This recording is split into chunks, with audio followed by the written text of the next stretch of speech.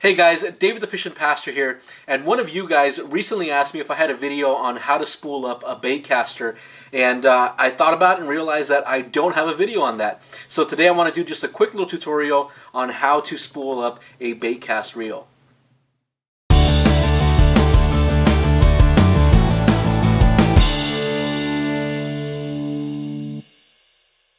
So this little contraption here is a homemade DIY spooling station.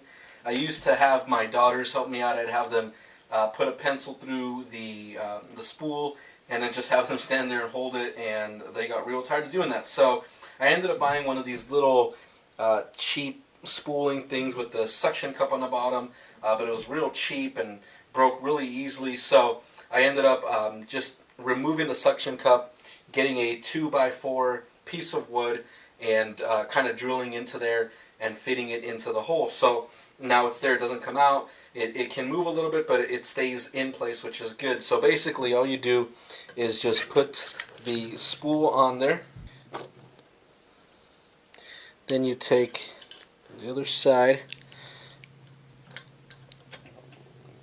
put it together there, take the spring, take the little O-ring rubber band type thing that they have on there, and just kind of set it to where you want it. And you generally want some tension to be just a little bit tighter on there. That way it spools on better when there's tension. And I could always increase it if I need to, or decrease it however I want there. Then I'm just going to take the line and run it through the guide there all the way back to the reel. Like I said, this is basically just a 2x4 piece of wood, and these are curtain rod holders that you screw into the wall, and then the curtain rod sits on there. They're not perfect, but they do have these little screws that kind of hold it. Still looking for a better solution because they do kind of come loose, but they'll do for now. And then I just use a 2-piece rod and put it into there. And if I bring you back here, you'll see it's just right in there and it's holding it. And then there's a little screw underneath that I can kind of hold it in place. So that's what that looks like. Very simple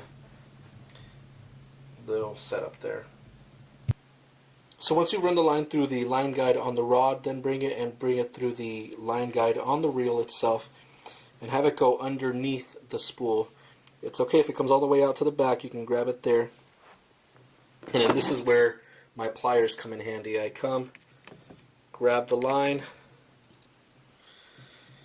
and then bring it out so it's coming around the spool. And then what I'm going to do here is I'm just going to take the line and tie one overhand knot, and that'll leave a little knot in the line right there. Then I'll use my pliers again and grab the front of the line to bring it out.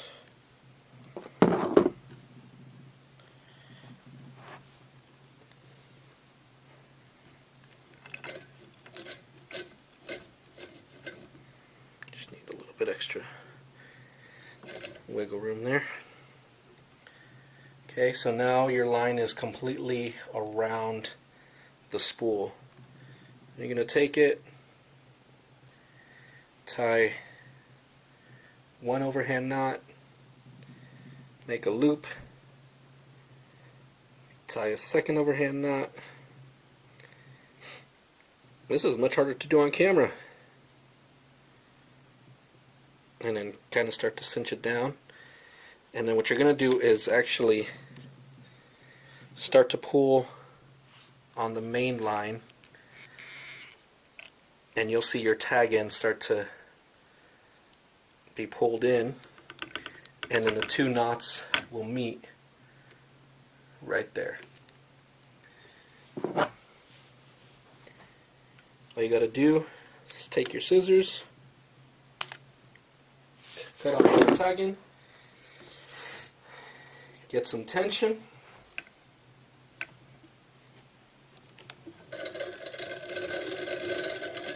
and there you go. and you'll see it starts to wrap around. So you can either get some tension with your fingers on the line, or if you have something that can create tension, then you want to create tension like this little homemade spooling station. I can adjust the tension. I want it to be pretty tight. You want your line to be tight so that I can spool onto the reel, onto the spool itself as tight as possible, and then you just spool it up. And I always grab it with my fingers too, just as a little bit of extra, and then just keep spooling it up. This mainly works for mono, fluoro, copolymer line. With braided line, generally what you want to do is have a monofilament backing. So do this anyways.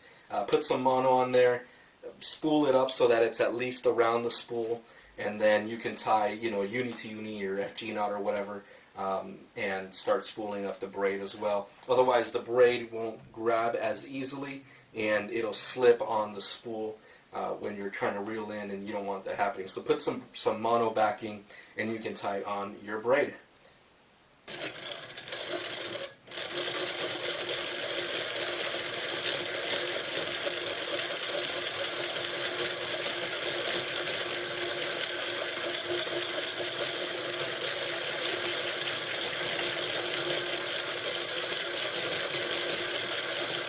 Right, there you go. Now it is all spooled up with brand new line. One little trick, and you'll see that it kind of comes off a little bit there. If you're using a line with high memory like fluorocarbon, what you can do is just take your reel and run it under some warm water, and that'll kind of let some of the memory go in the line, because it's going from a bigger spool to a smaller spool, and that should help you prevent some backlashes and birch nests. Hopefully you guys enjoyed this. Thanks for watching. Appreciate each and every one of you. God bless. Remember to pray, fish, repeat. I'll see you in my next video.